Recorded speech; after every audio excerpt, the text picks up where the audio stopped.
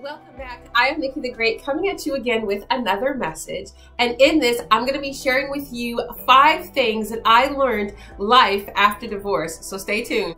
Number 1, after a divorce or even during a divorce, it's easy to receive a spirit of failure.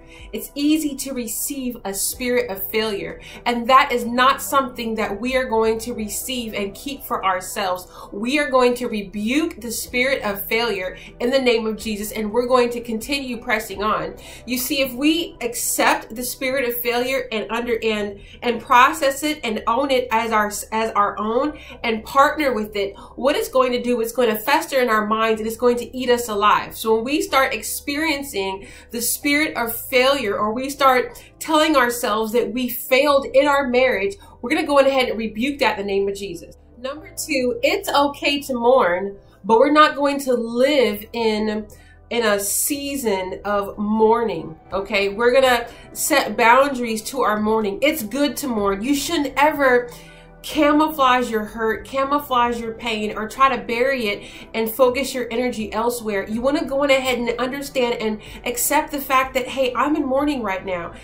I've heard people say that a divorce is like a death. It's like you've lost someone, even though that person is still alive, okay? So what we're going to do is we're going to understand that we are here to mourn, but we're not going to live in a place of mourning, and we're going to limit our mourning, okay? So we're not going to spend all day, weeks, and months in a place of mourning. God does not want us living with the spirit of torment, and prolonged mourning is us tormenting ourselves, and it opens the door for the real spirit of torment from the kingdom of darkness to plague us and to torment us, not only in our waking hours, but also in our dreams.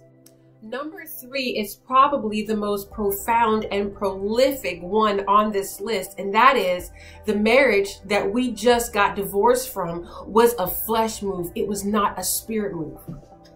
You can say that again. That was a flesh move, not a spirit move. You see, when we go into the institution of marriage, we have got to have approval from God. We've got to seek his face in a decision like that. The greatest thing that we are giving to this person that we are going to this union with is our purpose. We're giving them our future. We are giving them the most valuable things in our lives, and we can't do that in our own flesh. We can't do that with our own knowledge and with our own wisdom. We need heavenly divine counsel and influence for us to be able to make that decision. So just like how I did, and it was a big mistake, going into a marriage and not seeking God, but marrying in my flesh and not in the spirit. Number 4, we still have value. You still have value. Life after divorce can be a really, really rocky area. And at times we might even feel kind of aimless, kind of lost, kind of at a sense of what is going to happen next. And it can be in a very, very confusing place. But with us, we need to understand that we still have a whole lot of value to offer the world, and to allow this time to also be a time where we can gravitate and get closer to God. If you haven't been closer to God before, now is an amazing time and to get closer to him, to tell him what is going on, to tell him how you feel, to even if it's 100 times a day and you're feeling some kind of way about it, going to God in prayer is going to increase the value that you think that you lost, and it's going to give us a fresh start and a new outlook on life. If we are in the box of divorce, it's hard to look outside the box, but when we partner and get closer to God, he gives us a bird's eye view of being outside the box, and we're able to see our future, and the perception that we previously had will be changed. Number 5 is probably the most mind-blowing of all of these. And I know I've said that before in another tip that I gave to you. But number 5 is free yourself from others' opinions and perceptions.